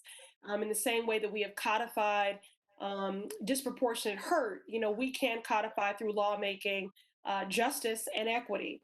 And so I thank you for endorsing the legislation, and we look forward to getting it, continue to advocate it, to see it included and passed. Thank you. Thank you. And I yield. Thank you. The chairwoman now recognizes the gentlewoman from North Carolina's 12th district, Ms. Adams. You have 5 minutes for questions. Thank you, Chairwoman Beatty. Thank you, Chairwoman Waters as well. You both have done an absolutely outstanding job. This is an issue that we've been dealing with here in my district. Let me ask my first question. The HEROES Act provided $1 billion in emergency appropriation to the CDFI fund, and it established a further set aside of either 25% of the remaining PPP funds or $10 billion for community financial institutions, including CDFIs and MDIs. As some of you have outlined, there are limitations to the PPP, to that program for our CDFIs and MDIs, namely that these banks or financial institutions are limited in their ability to lend based on their existing deposits or reserves. For example, in my state, one of our leading MDIs had to cap their PPP loans at $14 million. However, if this MDI and CDFI were able to receive a direct infusion of funding, they could continue to provide the assistance that was needed. I've introduced HR 7121 to address this issue that would provide $5 billion to CDFI's fund to set aside $2 billion for minority lending institutions. So, Mr. Kerrigan and Mr. Busby, could you please highlight the significance of greater CDFI and MDI participation in the PPP, and how could it impact minority and women-owned businesses? Well, I'll go first, Ron, or okay. Critical. I mean, we saw that once, CDFIs were onboarded, additional dollars were provided, the difference that they made, in getting money, to those underserved businesses, to minority entrepreneurs. So it is a distribution channel that works. And again, CDFIs should not have been an afterthought. They should have been there from the beginning, just like fintechs and some of the other lenders, to make sure we had the broadest distribution channels possible. So very, very critical. And if we're going to do, another round, another tranche, or a phase 4 package, they definitely should be included, and funds should be re-upped because they made a huge difference. Great, thank you. In response to the global financial crisis and the Great Recession of 2008, Congress established the State Small Business Credit Initiative, the SSBCI, in 2010 to provide $1.5 billion in funding for state and territory programs that support access to credit for small businesses. It's a temporary program, and it was administered by the Treasury Department. It expired in 2017. It provided awards to 47 states, 5 territories, DC, and municipalities in 3 states. Unfortunately, the expiration of the program has left a void in the marketplace for affordable small business loans.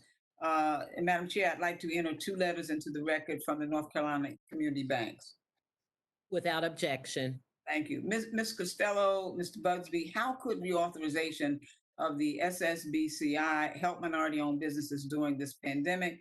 And do your organization support the State Small Business Credit Initiative Renewal Act? I will go first. This is Ron Busby, U.S. Black Chamber. I will say in our 2020 Black Print, we have somewhat outlined and addressed your bill specifically. I will also say that we believe that as many avenues that we can put access to capital in our states and local communities, we are in favor of that. Right. We feel like that as many options as we have available to us, especially our CDFIs and our Black-owned banks, we know that they make 70% of their loans to Black homeowners and Black businesses in local Black communities. That is the way we're going to have sustainability. Okay, within you our got 45 seconds, so can our other speaker respond? Yeah, I'm pretty much agree with what Ron said. I totally echo his words. I think putting more money on the CDFIs would really, really help. Thank you. Thank you, Madam Chair. I'm going to yield back. Thank you. The gentlewoman yields back. Now, the gentlewoman from Pennsylvania's 4th District, Ms. Dean, you have 5 minutes for questions. Thank you, Madam Chairwoman. Can you hear me? Yes, we can hear you. I apologize. I've had some connection issues, but I'm delighted to be here. I thank you, Chairwoman Beatty. I want to thank the entire panel of witnesses for joining us virtually today to talk about access and equity for minority and women-owned businesses, specifically for helping inform us on how we move forward to support the American people as best we possibly can, not just during a pandemic and an economic crisis, but for the long haul. You know what, Ms. Beatty, since you allowed me to be a part of your subcommittee, I've taken my responsibility very seriously, and I had the chance to travel around my district, meeting with minority and women-owned businesses, and heard of some of the systemic barriers to them pre-pandemic. But in light of the pandemic, I've had the chance to follow up. Just yesterday, I visited 4 different minority-owned businesses and women-owned businesses in my area, and some of the common themes that you hear, beginning with when they were starting their businesses, not during a pandemic, but they had good, robust business plans, and the difficulty of getting adequate startup capital was one recurring theme. A second recurring theme during the pandemic has been access to capital as well. I know we've discussed a lot about PPP.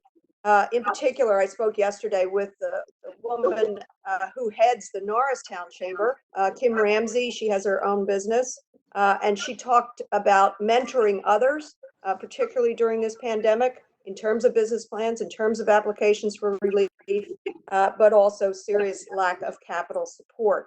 So I would ask what I'm asking is a broad question for any member of the panel.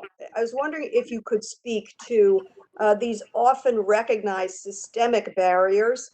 Some are systemic, some may be anecdotal, but many are systemic.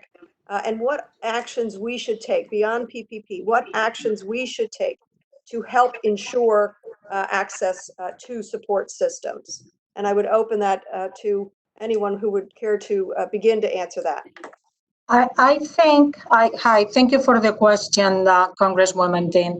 I think that we, minority and women-owned businesses, myself, I'm certified as both, we need to be included in the management, distribution, and grant allocation of any funds that Congress allocate to the stimulus. Really get us involved, give us a seat at the table.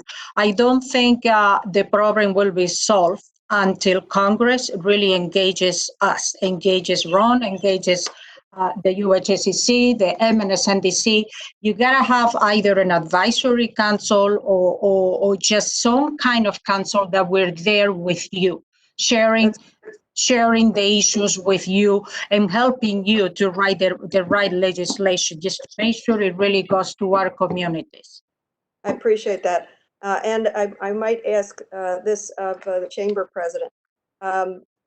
One other issue that came up often as I visited businesses during COVID, that it's been exacerbated, is a bias by financial institutions in lending to women, in lending to minority businesses and enterprises.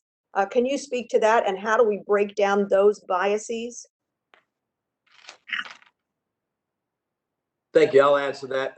I think, again, the access to capital is a concern by all minority, particularly Black-owned businesses, and the fastest growing sector of business owners in the country are Black women.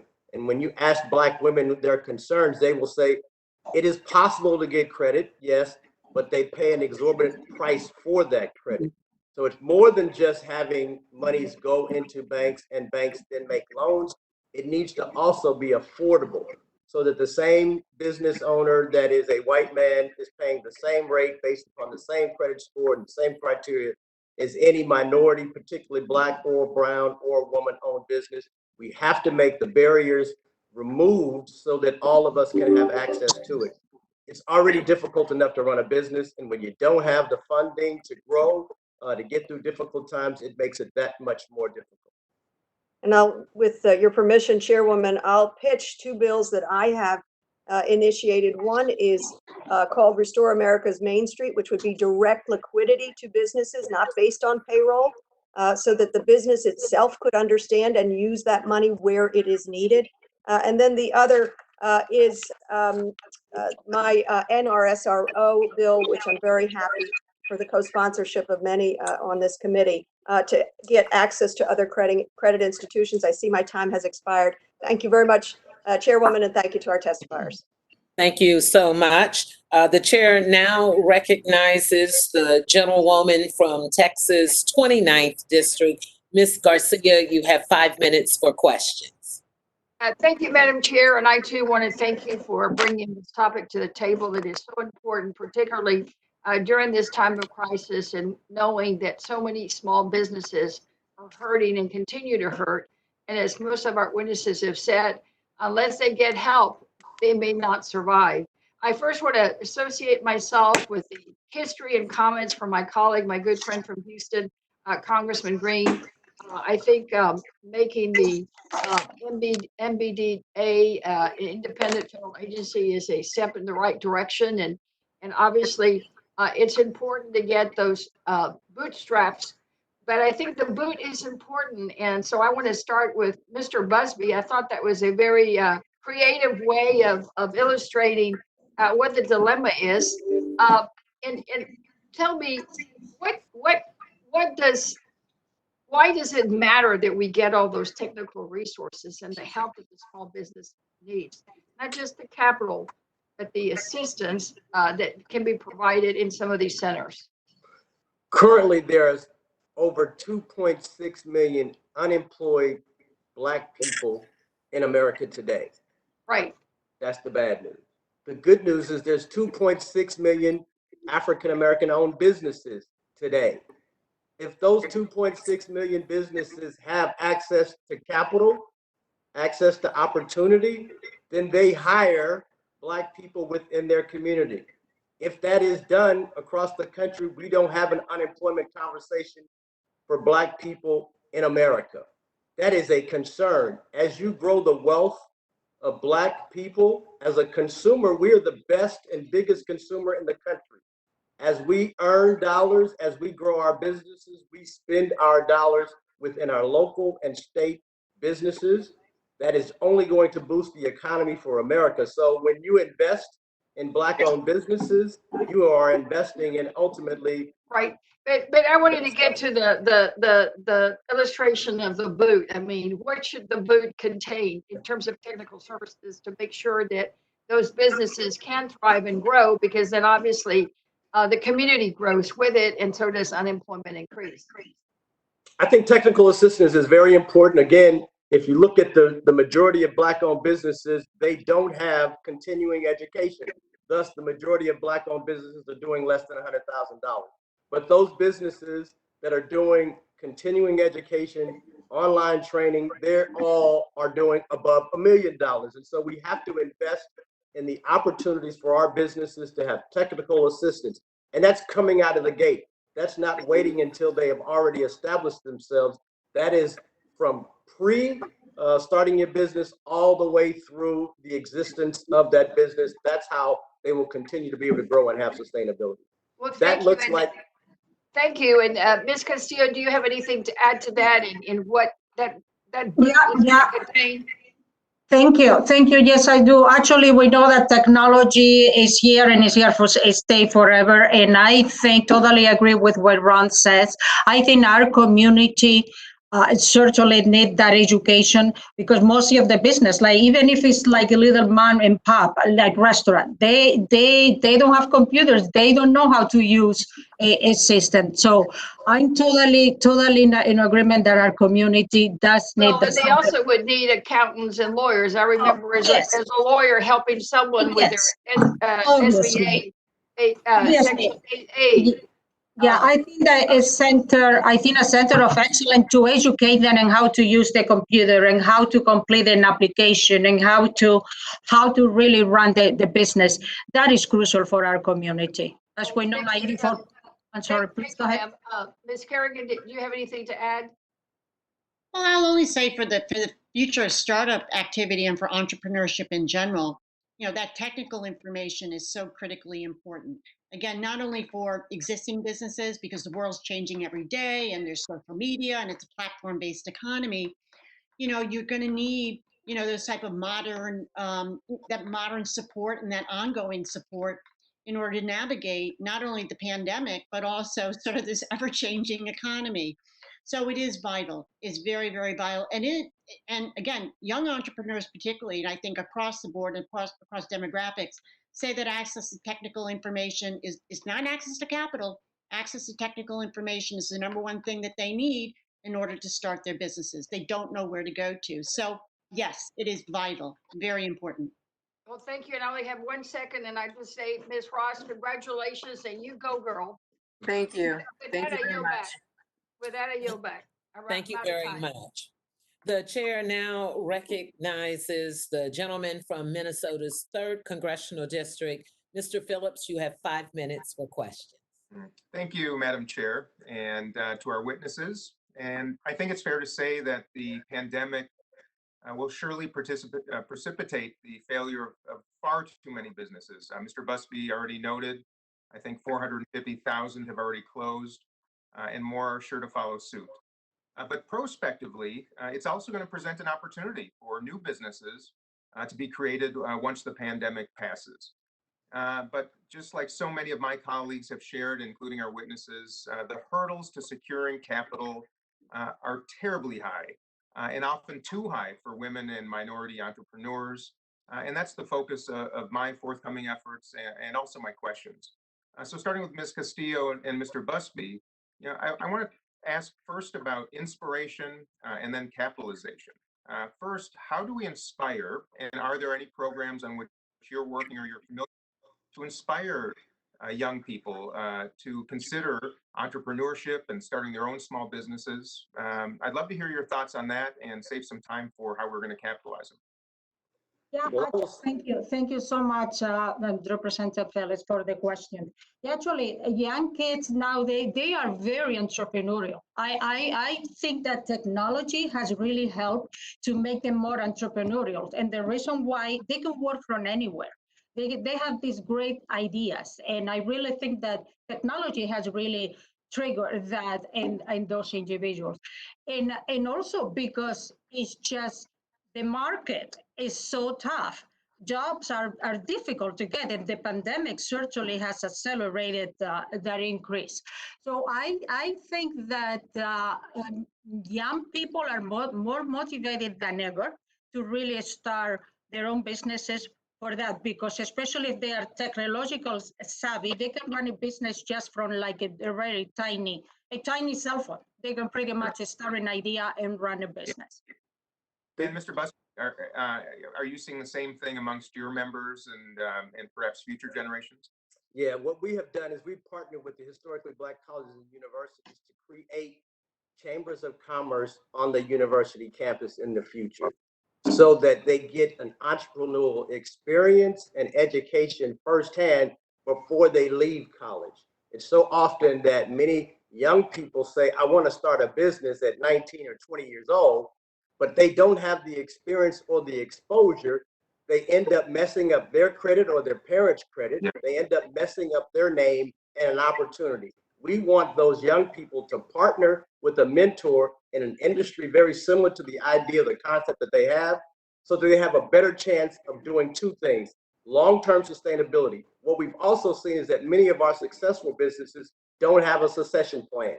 So you'll find businesses that have been in business 10, 20, 30 years and fall off the map because they haven't had anyone to pass it off to.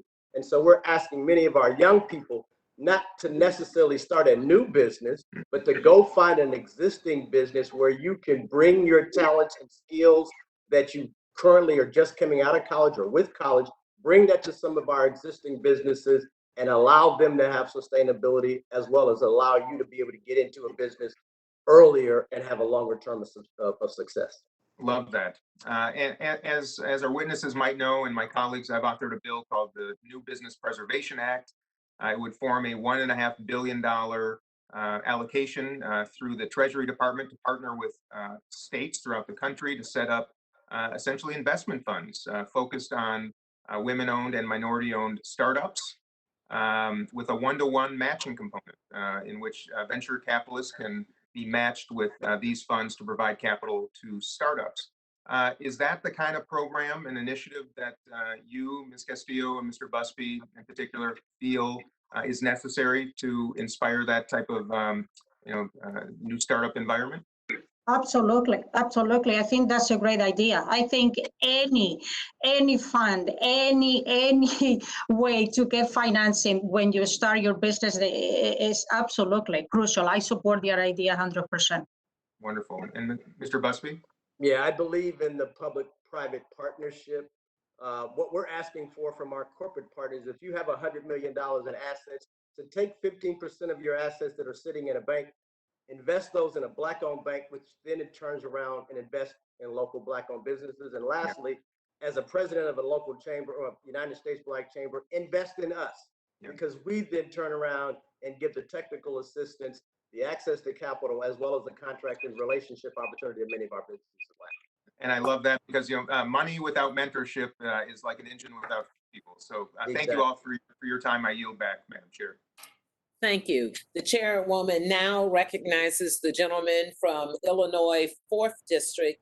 Mr. Garcia, you have 5 minutes for questions. Thank you, Madam Chair, for allowing me to participate in this such important hearing, and the ranking member Wagner for convening as well. And I represent a working class immigrant district in Chicago. Small businesses are everywhere in my community. Before the pandemic, if you just drove down two of the main retail corridors, you'd find restaurants, hardware stores, supermarkets owned by immigrants.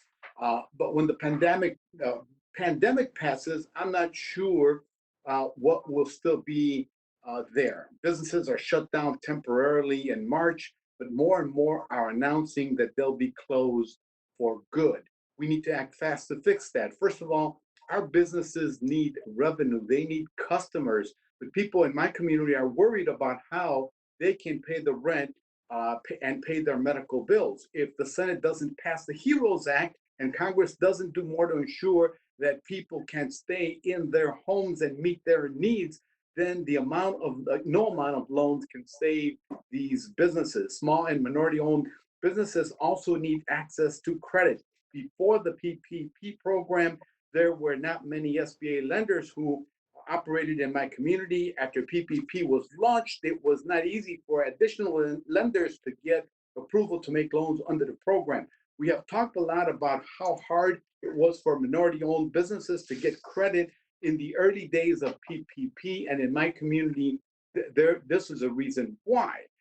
Ms. Castillo, do you think the small minority-owned lending institutions have built a better relationship with the Small Business Administration through the PPP program, or has the implementation of the program added new hurdles?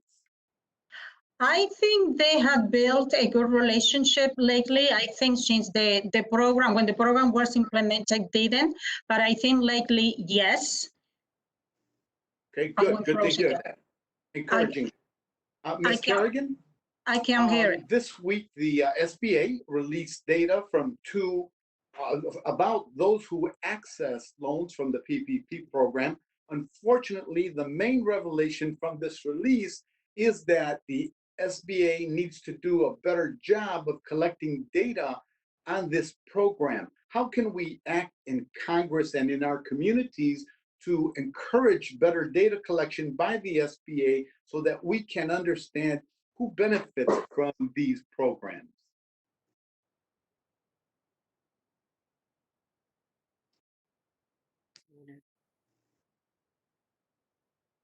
Ms. Kerrigan? Unmute, please, Ms. Kerrigan. There we go. I am unmuted. There. Yes, data is critical. And, it starts at the very beginning in terms of collecting that data in the application process. I know it was voluntary. It wasn't required. I don't know what the legal hurdles are in terms of making that required information, but we need to have that data in order to see who benefited and where we go moving forward. I mean, data drives decision making, and I think that would just help Congress do what they need to do to target the program better. So we're all about data, disclosure, transparency, and particularly when it comes to taxpayer dollars. So we fully support anything that we can do to get more data so that you all can make your decisions in a much more informed way. Any suggestions about what Congress can do to help produce that data on the part of SBA? Well, I think the more that you ask, or hopefully the more that you will get. In terms of any of the demographic data or anything relative to race, I mean, there is things that were voluntary, right? So I think it would have to be an act of Congress that makes that mandatory, as part of legislation. Again, I mean, that's something we'd have to look into, but I think a lot of it was voluntary, not mandatory. And that being the case, you do not have the data, that you need at this point. So it'd probably have to be some type of act of Congress to make that happen. Okay, thank you, Madam Chair. I yield back. Thank you. The chair now recognizes the gentlewoman from the 45th District of California. Ms. Porter, you have 5 minutes for questions. Thank you so much, Madam Chair. As the only single mom in Congress with young kids, and as a person who's working from home as much as I can, I know that single moms are being asked to do the impossible right now.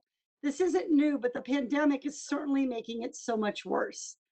Ms. Kerrigan, pre-COVID-19, what were the margins like for a normal small business, say a bakery owned and managed by a single mom who has 2 or 3 employees? What were those profit margins like?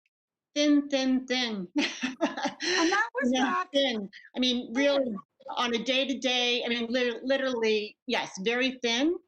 And that was back in normal times. That's right. So what would happen if this bakery saw the price of flour double? That's right. I mean, it was just an enormous impact, not only in terms of prices going up, but demand going down, right? And what if the price of eggs were to triple? What would that do to the profit margins? It would probably wipe many of them out. Sugar, any of the inputs that you're using in that bakery, you're really carefully monitoring those expenses, right? What about the cost of childcare quadrupling, the childcare that allows that bakery owner to come to work every day and bake? What does that do to the business? It would probably kill the business because it would be impossible to do that, right? I mean, yes, very, very difficult. And that's what is happening, by the way, when people have to go from paying, for example, for after school childcare to full-time childcare. It causes one of the inputs of your business, which is the ability of the owner operator or the employees to go to work, to essentially quadruple. And what we're seeing right now is all of that is happening at the same time that the number of customers is dropping, and that's going to push these businesses into the red. Do you think that this this childcare crisis is a crisis for our small business community? Oh, absolutely. You know, the Small Business Roundtable and Facebook did a survey, the State of Small Business Report, and that was one of the biggest pressure points that they found was just sort of the enormous pressure that was being put on entrepreneurs, particularly women entrepreneurs, to juggle both. So absolutely, it's a crisis for working women and entrepreneurs both. And working parents, but it falls particularly hard on those businesses with the thinnest margins, which often are women-owned and minority-owned companies, sort of micro businesses. And those very thin margins, just like they can't absorb a price shock of 4 times the cost of inputs like flour, they can't afford what is in essence a 4 times price shock in the cost of their own ability to contribute to that business, to put in the sweat equity by having to find childcare. Do women business owners have easy access to capital to help them get through these tough times? Are you aware of anyone making loans to women business owners or to working parent business owners so that they can pay for the cost of childcare? No. No, I mean the women entrepreneurs or business owners who have been able to get a PPP loan, you know, have done so because of the relationship they may have had established with the bank, and so they had a commercial relationship, which is very few, and then through fintech lenders. But if you're asking specifically and directly for childcare, no. So there's no assistance, no program. Can you use PPP funds to pay for childcare for your employees to provide that, for example, to them? No, it's not a forgivable expense. Do you think the economy can fully recover if working parents, and particularly single parents, are trying to be full-time parents, assisting with emergency distance learning, and work full-time in their businesses to deal with all of the adjustments and struggles and changes that coronavirus survives? Can we have a full economic recovery in that kind of environment? It's very difficult, right? I mean, it's very difficult to juggle two. Not everything can be done out of the home in terms of a business, but even if you're in the home working in a business, if you're a home-based business, and you have also the responsibility of educating your kids if they're not going back to school, it'd be extremely, extremely difficult. Absolutely. No, it would be very difficult to get back to full economic recovery, back to quote unquote normal with that scenario. So would you agree that we ought to be thinking about supports for childcare and helping businesses deal with these and more employees deal with these costs of childcare as part of how we think about economic recovery? They are hand in glove issues. I do. I mean, just as we looked at PPP in terms of forgivable loans for, say, both payroll and healthcare expenses, yes, I think we need to have some very creative solutions because you're right. We cannot get back to full economic recovery without having that addressed. I agree with you. I look forward to maybe working with you to see what we can do, you know, to make that happen. Thank you so much, and I yield back. Thank you so much. I would like to thank all of the members for their questions, and certainly I would like to thank all of the witnesses for their testimony, Mr. Busby, Ms. Castillo, Ms. Kerrigan, and Ms. Ross. Without objection, all members will have 5 legislative days in which to submit additional written questions for the witnesses to the chair, which will be forwarded to the witnesses for their response. I ask our witnesses to please respond as promptly as you are able. Without objection, all members will have 5 legislative days within which to submit extraneous materials to the chair for inclusion in the records. I remind members to submit written questions and materials for the record to the email address provided to your staff. Without objection, I am submitting a statement from the Asian American Pacific Islander Chamber of Commerce and Entrepreneurship, a statement from Clever Girl Finance, a statement from Fund Humanity, a statement from Include Ventures, and a statement from the National Bankers Association for inclusion into the records. The hearing is now adjourned. Thank you.